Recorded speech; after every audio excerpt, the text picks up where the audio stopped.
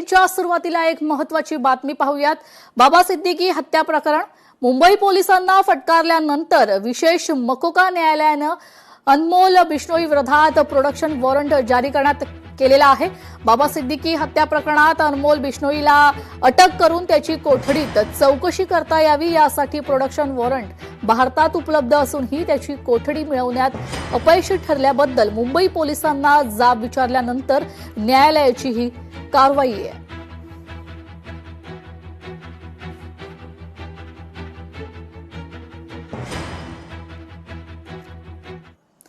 पाहूया पुढील महत्त्वाची बातमी। पुण्यातील पीएमपी बसेसच्या खर्च आणि उत्पन्नामध्ये 500 कोटींची तूट आहे। 30 कोटींची तूट 500 कोटींवर गेली कशी? सर्वसाधारण सभेत नगरसेवकांच्या प्रश्नांचा भडीमार पाहायला मिळतोय। 1 महिन्याच्या आत बैठक घेऊन यात सुधारणा करण्याच्या महापौरांच्या सूचना देण्यात आलेल्या आहेत। पुण्यातील पीएमपी बसेसच्या खर्च आणि उत्पन्नामध्ये 500 कोटींची तूट झालेली आहे। 30 कोटींची तूट 500 कोटींवर कशी गेली या सर्वसाधारण सभेत नगरसेवकांच्या प्रश्नांचा भडीमार पाहायला मिळाला। 1 महिन्याच्या आत बैठक घेऊन यात सुधारणा करण्याच्या महापौरांच्या सूचना आहेत। पाहूया पुढील महत्त्वाची बातमी। पुणे शहरात जड आणि अवजड वाहनांना प्रवेश बंदी देण्यात आलेली आहे। पावसाळ्यात जड वाहने आणि मालवाहू वाहने अडकण्याच्या किंवा बंद पडण्याच्या घटना वाढल्यानं हा निर्णय आता घेण्यात आलाय। शहरात वाहतूक कोंडी होत असल्यानं जिल्हाधिकाऱ्यांनी वाहन बंदी केली आहे। शहरात मालाची चढउतार करणाऱ्या गाड्यांना रात्री 11 ते सकाळी 6 पर्यंत परवानगी देण्यात आलेली आहे। आजपासून ही जिल्हाधिकाऱ्यांचे पुढील आदेश येईपर्यंत जड वाहनांना प्रवेश बंदी असणार आहे।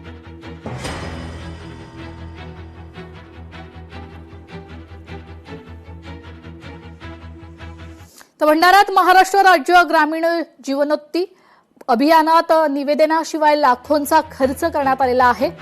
बांधकामावर सुमारे 30 ते 40 लाख खर्च करण्यात आलाय। मात्र काम कोणतेही निविदा प्रक्रिया न राबवता करण्यात आल्याचा आरोप करण्यात आलाय। या प्रकरणाची स्वतंत्र चौकशी करून दोषींवर कठोर कारवाई करण्यात यावी अशी मागणी देखील करण्यात आलेली आहे। मागच्या वर्षी उमेदच्या महिलांनी धान्य गोदामाकरता ना हरकत प्रमाणपत्र मागितले होते। आमच्या गावातील बरेच महिला त्या उमेदमध्ये कार्यरत आहेत आणि सक्रिय आहेत। त्यांनी मागितले त्यानुसार आम्ही त्यांना धान्य गोदामाकरता ना हरकत प्रमाणपत्र दिली। पण त्यानंतर जे आता उपक्रम राबवण्यात आले त्याबद्दल कसलीही प्रकारची माहिती आमच्या या ग्रामपंचायत कार्यालयाला नव्हती। परंतु त्यांनी आज त्या गोष्टी ज्या आता उद्योग वाढले त्याची चौकशी झाली। त्यानंतर त्यांनी आम्हाला ना हरकत प्रमाणपत्र या ग्रामपंचायतला परमिशन मागितली।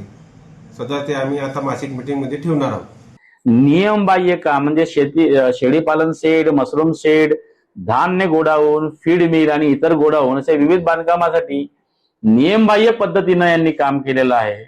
यांच्याकडे कसलाही टेंडर पद्धतीने भरला गेला नाही, ते टेंडर ओपन केले गेले नाहीत, माहिती नाही, एका ठेकेदाराच्या मार्फत हे काम केलं गेलं आहे। ज्या ठिकाणी हे काम केलं गेलं आहे सावरी मुरमाडीच्या माननीय सरपंच महोदयांना आम्ही विचारणा केली। त्यांनी सांगितलं की या बांधकामासाठी ग्रामपंचायतकडून कसलीही एनओसी घेतली गेलेली नाही आहे।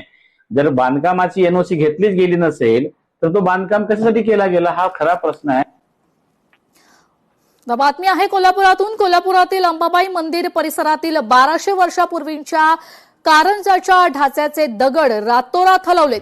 हे दगड कोणी हलवले? दगड हटवण्याचा नेमका हेतू काय असा सवाल प्रजासत्ताक सामाजिक सेवा संस्थेचे अध्यक्ष दिलीप देसाई यांनी केला।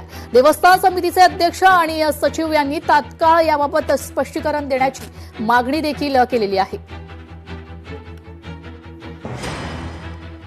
करवीर निवासिनी अंबाबाई मंदिरमध्ये 1200 वर्षापूर्वीचा हा ऐतिहासिक कारंजा त्याचा जो ढाचा आहे त्याचे जे दगड आहेत हे रातोरात हलवलेले आहेत। रात्रीत हे दगड कुणी गायब केले, कसे गायब केले आणि नेमका हे हटवण्याचा हेतू काय हा पश्चिम महाराष्ट्र देवस्थानचे अध्यक्ष तथा जिल्हाधिकारी व सचिव यांनी तात्काळ अंबाबाई भक्तांना यामध्ये स्पष्टीकरण द्यावं, अन्यथा आम्ही योग्य तिथे न्याय मागू।